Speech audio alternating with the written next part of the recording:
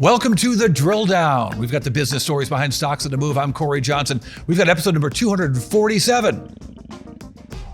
Well, just ahead, Netflix put up fantastic results, but Wall Street doesn't think so. What are they missing? We're going to show you. And two really different looks at what's going on in the semiconductor business. Is one of these companies maybe not telling us what's going on? And a fascinating conversation with a $3 billion company that is helping banks and financial institutions insert AI into the loan approval process so banks and other institutions can understand who their customers are and might be. Could this change banking with AI right now? We're going to have that story and more right after this. The Drill Down is brought to you by Braintrust, a global talent network that matches highly skilled technical freelancers with the world's most reputable brands. Braintrust has helped clients like Bank of America, Goldman Sachs, Porsche, Under Armour, and more build agile tech teams fast, at a fraction of the cost. Visit Braintrust.com, that's BRAINTRUST.com, to learn more and get 20% off when you use our link, Braintrust.com/drilldown. I'm Futurum's Chief Market Strategist, Cory Johnson, and you are listening to, and maybe some of you watching, The Drill Down. We explain the business stories behind some stocks on the move. Join me on the mic today, Ben Wilson, who's been with The Drill Down since the very start. Ben, how you doing? As they say, I've been here the whole time. No, you were in Vegas this How week. about you, Cory? That's true. I was in Vegas this week, but somehow I was still here working on editing with you. At the giant National Association of Broadcasters conference, one of the biggest ones. And, you know, you're one of my favorite broadcasters. So we got that going for us. Huh. The feeling is mutual, Cory. The feeling is mutual. Cory, what stocks are you drilling down on today? Well, I want to start with ASML. ASML trades with the shocking ticker ASML, has a market cap of about $346 billion. Also shocking. Shares were down, yeah, I know. Shares were down 11% in the last week, but for the last 12 months, shares are up 36%. So what is the story behind ASML? Well, those are big moves in both directions, right? Way up for the year, way down for the last week.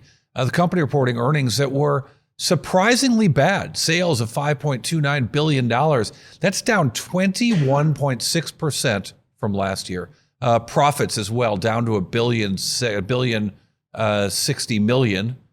which is also down 46% from the previous year.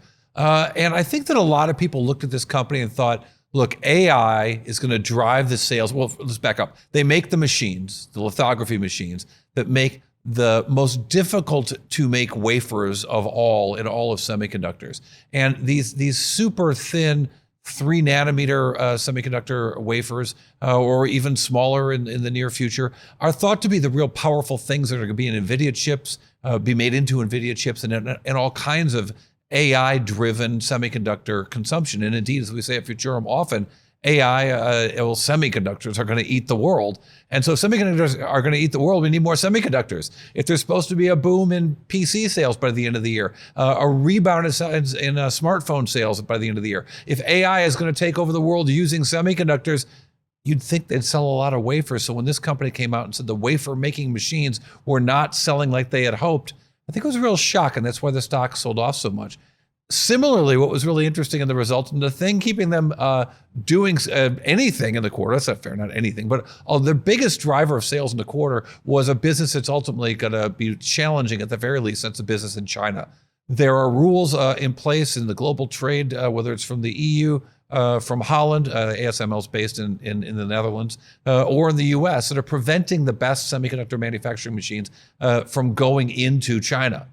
And the result is China's rushing to buy whatever they can. So a year ago, China was not that big a deal for ASML.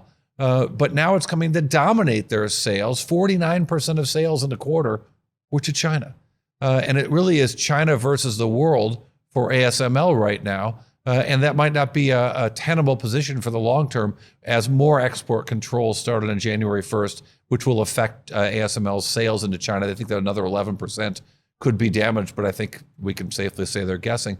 Nonetheless, the company said, don't worry. It's just one quarter. We're gonna stick to our numbers for the year. We're gonna make up for it in the second quarter and the back half. And the secular trends are very, very strong, or so says Peter Winnick, the CEO, who's on his way out, but still some encouraging words about the future of this market. But the secular trends are really strong. I mean, if you look at, if you look at AI, if you look at electrification, if you look at the energy transition, it's all very strong, very positive momentum behind it. So the secular trends are very, very strong, and that that is also something that I think will yield in 2025. And then finally, if you just look at all the fab openings that have been indicated by our customers, the recent news on positive outcomes of CHIPS Act money allocation. I mean, all of that is very strong, very supportive, I think, for new fab openings across the globe. And I think by 2025 you will see all three of those coming together: new fab openings, strong secular trends, and the industry in the midst of its upturn. So that's why we're doing what we're doing, which is really preparing for that ramp, for that momentum that we see being built up. So there we have it. He's saying things are going to get better.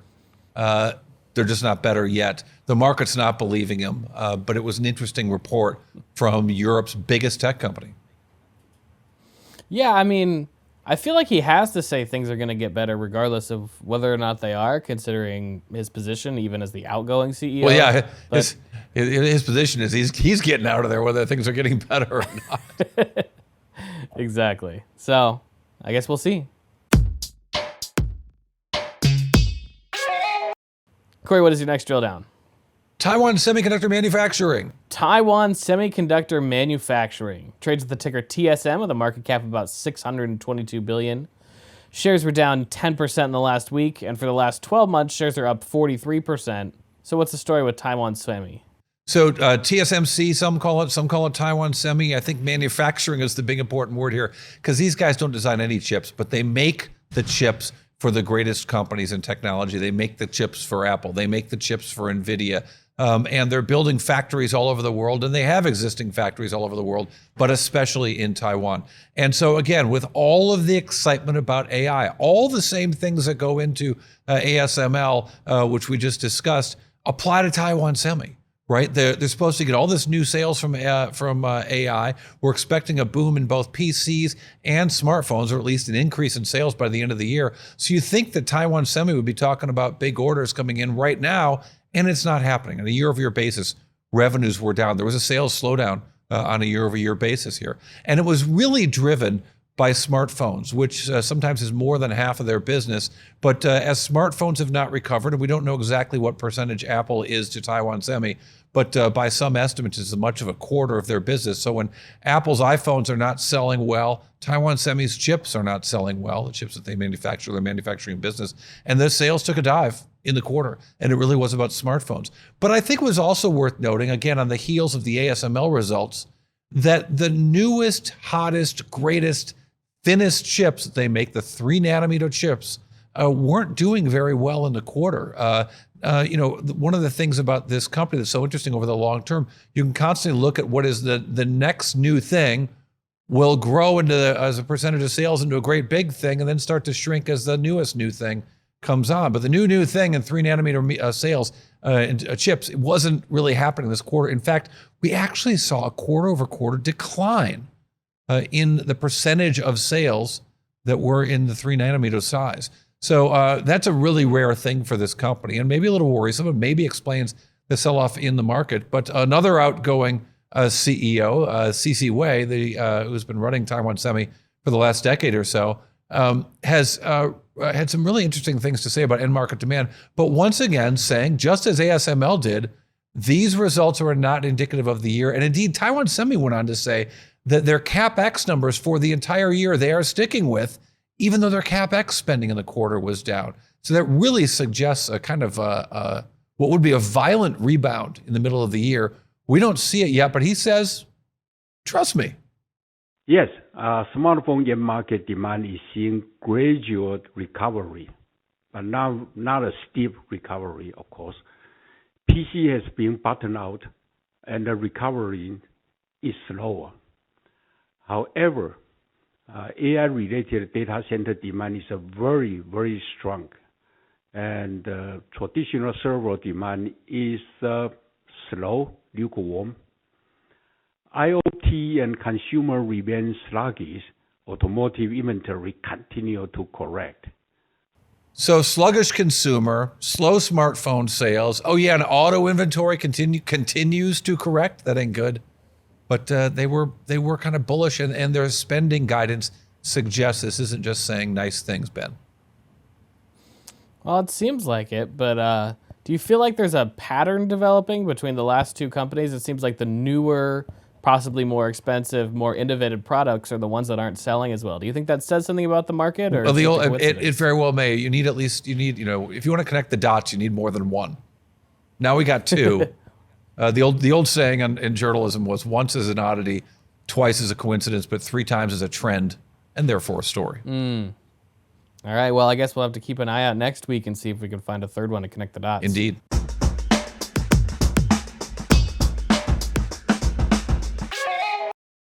Cory, what is your next drill down? Let's look at Netflix. You've heard of the company. It rings a bell. Is that like a Hulu competitor or like a Paramount Plus competitor? It's a HBO Max wannabe. Ah, there it is. Okay. Netflix trades with the ticker NFLX with a market cap of about $240 billion. I was trying to think of a stupider Shares are down one. about... I didn't want to go Disney Plus. Well, I like the people at Disney, so I don't want to go there. But Hulu's also I kind of guess you could have said Peacock. Peacock. I should have gone with Peacock. Strike. I went to Paramount Plus, but it's probably not as well known. Paramount Plus even worse. Yeah, it's hard to say. It's got Star Trek, so it's got something for it going for it. Anyway, speaking of a race to the bottom, Netflix's shares are actually down 11% in the last week. But for the last 12 months, shares are up 71%. So what is the story with Netflix? Look, they reported a quarter that was just fantastic. The market didn't like the fact that they said they were going to stop announcing how many subscribers they have in a year or so. And I do believe whenever a company stops giving you a metric, it's usually bad news. They usually want you to know less, or you're going to know less about the business. But nonetheless, subscribers numbers were gone, but were bad. But the kind of numbers we're always going to get. Their sales. Well, sales were $9.4 billion, up 15%. That was great. Profits, net income, up to $2.38 billion, or $2.33 billion. That's a 79% increase year over year in profit. Why? Because they convinced customers to stop stealing passwords. Their crackdown on password stealing meant the end of the mooching. No more mooching meant a lot new subscribers and a lot more revenues, as I mentioned. And it was kind of a global increase, really, in all of the major regions, US and Canada, Europe, Latin America, and in APAC.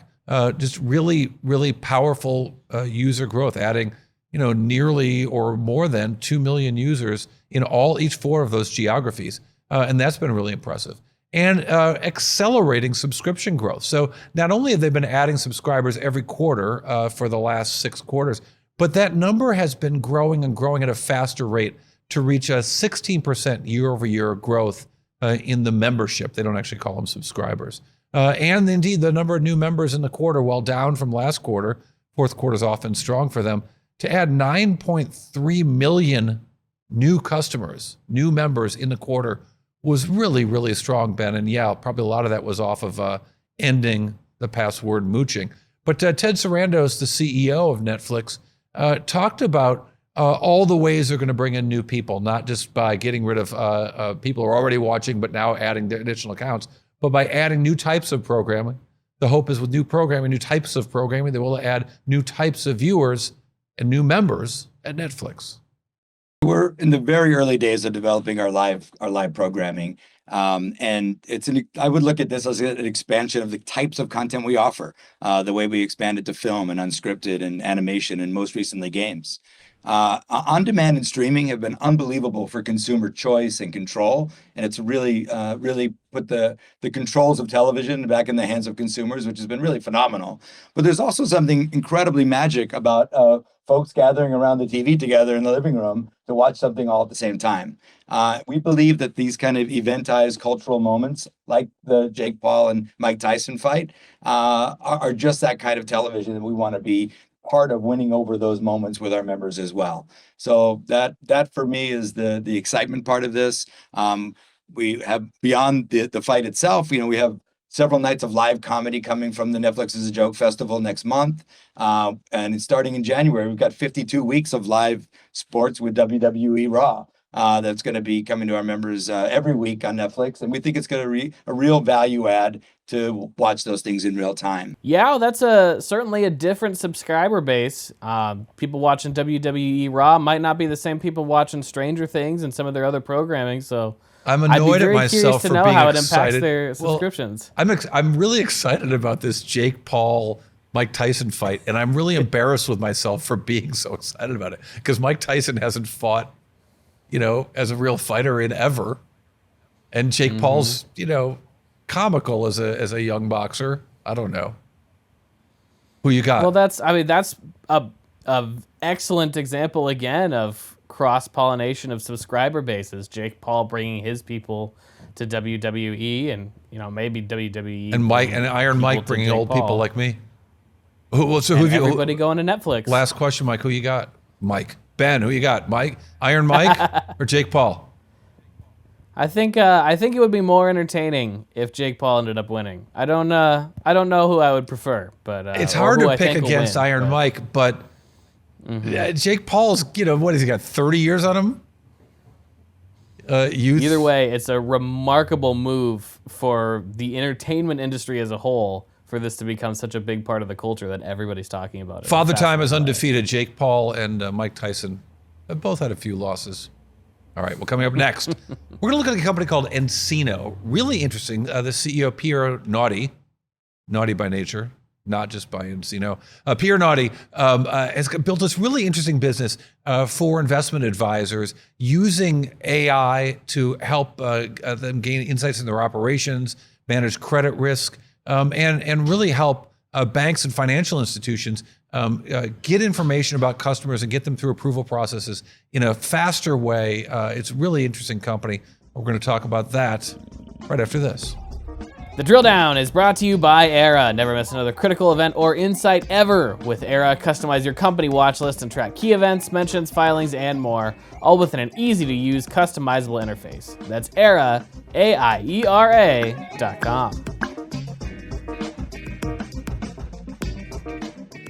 All right, welcome to the Drill Down Podcast. We're joined right now by the nCino CEO, Pierre Naudé. Glad to have you joining us, Pierre. Your company is so interesting to me because I'm reflecting on among my many mistakes in my life was going to work into financial payments in about 2018, 19, and 2019. And there was a lot of innovation in fintech around payments, not a lot around what you guys are doing so much better at, which is the world of kind of managing customer relationships for banks.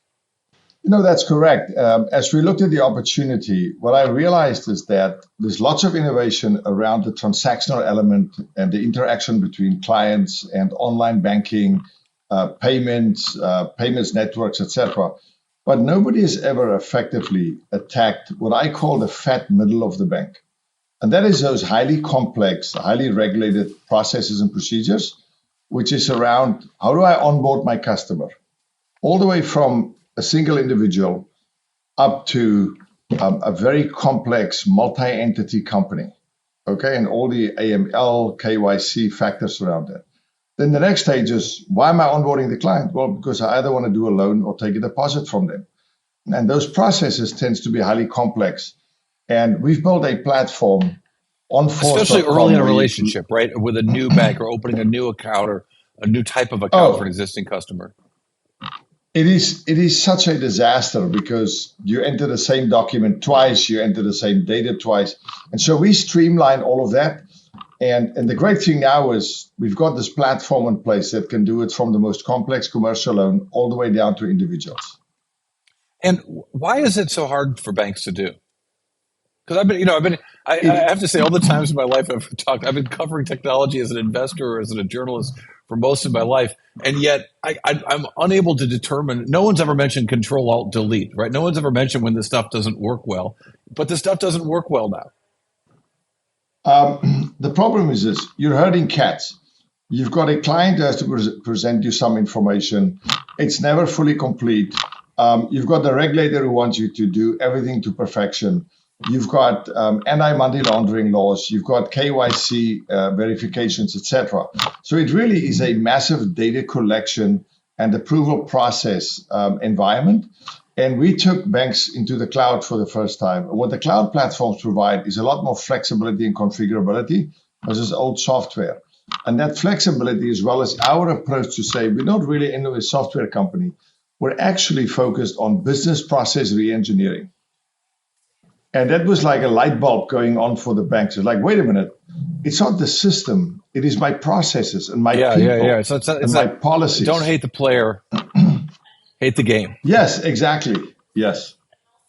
And is because I think it's one of the things that was so interesting to me initially was when I started to think about your business initially in my research. I started to think about your business kind of like Salesforce, taking some kind of existing processes or maybe fixing some processes, but really trying to make the front end helpful and useful, which Salesforce is good at. I would argue they can be better, but which Salesforce is good at, right? Which is the advantage of well-designed software. No, and that whole DNA from Mark Benioff and Salesforce is very deep into nCino as well, because we're on that platform. We've got now our deep analytics and data analytics runs on AWS because that platform was better for it from a technology perspective. But when you look at the approach to clients and the flexibility of the software and the ease of use, it's literally all about the mobile. It's all about interactive user interfaces. It's very simplistic. And so that we can get people to adopt it at a much faster rate.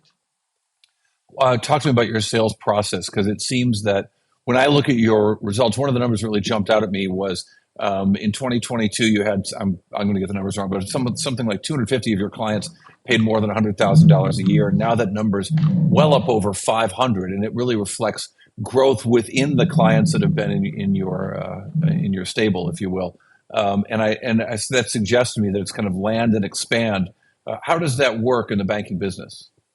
Yes, number one, it's totally land and expand. You can land with one use case, for instance, CRE or CNI lending or unsecured consumer lending, and then you expand from there because people see the superior technology. But here's the real thing, Cory, that I think is missing in banking software companies. We started this company from day one that we are an innovation mindset company. It is about continuous innovation. It's building the next and the third and the fourth and the fifth product to be best of breed, so I can land with any product. Versus if you look back at history, many companies start off with one great product and they get success. And then everything else they built is half-baked and it's kind of a cross-sell. So we never used the word cross-sell. We said, no, wait a minute. Every product we build is going to be best of breed. We can land with it and we can sell the second product. Because we want a platform presence in the bank. We should truly be the onboarding, loan origination, deposit account opening platform. And once you standardize the bank on a single platform, it cuts back on complexity, the staff you have to hire, the integrations you have to do, the economics. And that whole value prop is playing out. And banks are beginning to see the platform value. And so we are literally taking that slice of the market. Is the world of is the software world that you are in within a bank less regulated than, say, payments? I mentioned payments, and there's been so many attempts in the world of fintech to fix payments. But it strikes me that you're probably in a little less regulated area. It depends on the segment. If you go to commercial lending, it is less regulated. It's actually regulated more from a banking regulation standpoint and risk to the financial structure of the bank. Okay. When you go down to small business and you go to individuals like consumer lending, it becomes a lot heavier burden on regulation and compliance for the loan itself, redlining, HMDA, TRIT, etc. when real estate gets involved. And so there it's heavy regulated, and you try to make it as fast and easy as possible so it's consumer facing and it's not without lots of burdens and things to jump through. So it really depends what segment you're in. The onboarding, especially on the commercial side, can be very complex because of anti-money laundering and KYC. It seems to me also that that banks, I said this about your company when we covered your earnings recently, that banks are really slow to make any changes, which is really bad news when you're trying to get into the business, but really good news when you're trying to stay in the business. I always tell the bankers when I speak to them that don't believe anybody. There's no revolution in banking. It's a highly regulated environment, but there is a slow evolution. And everybody worries about fintechs and non-bank lenders. The real enemy in banking is the bank that moves slightly faster than you. Because that bank next to you that's embracing technology, it's got a forward-looking management team, don't plan to sell the bank. They're the ones that going to eat your lunch or buy you, because they know that they're building a platform for the future versus the ones who goes, yeah, I'm 62, I can live this thing to 65. Well, the legacy you will leave is that your bank got sold. Versus the forward-thinking ones is truly moving the needle. That's like the old joke about the two guys in the woods when they find themselves chased by a bear. One stops and put his shoes on. Says, "I don't have to outrun the bear. I have to outrun you." But and we've got banks. If you look at efficiency ratios, I've got banks that's running sub 40, which means they truly automate everything, and it's unbelievable how they do it. And they put a lot of stress on us because I have to make the systems work like that. But it's a fantastic learning. Sub 40, what does that mean? If you look at efficiency ratios, banking will tell you that's a ratio of revenue to cost. And if you're anywhere around 50, that's deemed very good. Many banks run 55, 60, 65. That's kind of lagging. And then you've got some who's becoming that good that ratio comes down to the low 40s or even high 30s. Interesting in that business. I'm thinking of in my banking life, there was a moment when I was rather flush and I was trying to get a construction loan from my bank. And there was just so much paperwork and unreturned phone calls and so much more paperwork. And I foolishly wasn't going through my personal banker. I thought I would diversify my relationships within the bank. And I finally said to the head of real estate lending with the great exasperation, I said, "Don't you know I have more on deposit with the bank right now in cash than I'm trying to borrow from you?" And she said, "What do you mean? Like, you really don't know this?" And it was just this unbelievable moment where they just didn't see me as the complete customer that I was. And my commercial accounts and my personal accounts and my real estate were all in separate buckets, and they just couldn't see me for me. That is because bank used to buy point solutions, and these point solutions are not connected, and the customer is not seen as one. And what we do now is we go in with a 360 view of the customer with CRM and Salesforce, and then from there, you start any process you want to start. So if you would go back to an nCino bank today, they literally will start with CRM. They'll see that immediately and say to you, instead of a real estate loan that is secured by the real estate and collateral, it's a lot simpler. We'll just take your unsecured loan because you've got deposit to cover. Can you imagine the different experience you could have had by just that knowledge and the approach you could have taken? About a year ago, we were in a situation where we had Silvergate, which I was short, full disclosure, Signature Bank, and then shockingly First Republic Bank, all go under in various ways and various degrees of flames. First Republic, of course, the really systemically important bank. I wonder what that did to your business. I mean, I've heard you guys talk about it in conference calls, but maybe you could share with us what that did to your business and what's different now. Well, firstly, Silicon Valley Bank was the first one to go. That was my customer. Okay, we automated all their loans to smaller. Well, Silvergate was first, barely, but it was much smaller. That's correct. And then Silicon Valley came along, Signature, First Republic. The first thing it did is it froze up the business. So for a quarter there, we couldn't sell anything because they literally went into war rooms to figure out their liquidity and how they stay afloat, which is a natural reaction. I understand it. Okay. And then secondly, what it did is it re-emphasized the consumer deposit relationship. The average balance of a consumer in a bank today in the US per the Wall Street Journal is about $1,300. They don't move because the rates moved 1%. But your business accounts all have treasury managers in the background, and they will move their business if they can get 100 basis points better at a different bank, okay? And they can do it overnight. They can click of a button. So what we saw is the emphasis shifted from loans to deposits, number one. The business model shifted to take into account not only the commercial side, but also the consumer side to gather all those deposits. And so the market came back nice in the second quarter. Third quarter was, again, a little bit sluggish. You had some pent-up demand. And then fourth quarter, as we said in our earnings call, we started seeing business returning back to normal. Now that rates have stabilized, I'm seeing a lot more strategic thinking, and people are planning forward, which bodes well for us.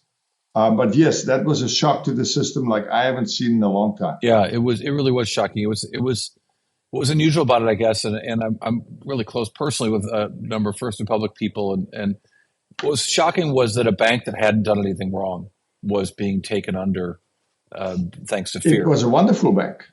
It was a fantastic, well-run bank. There's only one problem when the cash flow went. So you have to go back to the 80s when we had bank runs in savings and loans, etc. Right. And what people forget is in those days, you had to go stand at the branch. You wait for the branch to open. And by the way, they could decide not to open the branch. Okay. I mean, you were stuck.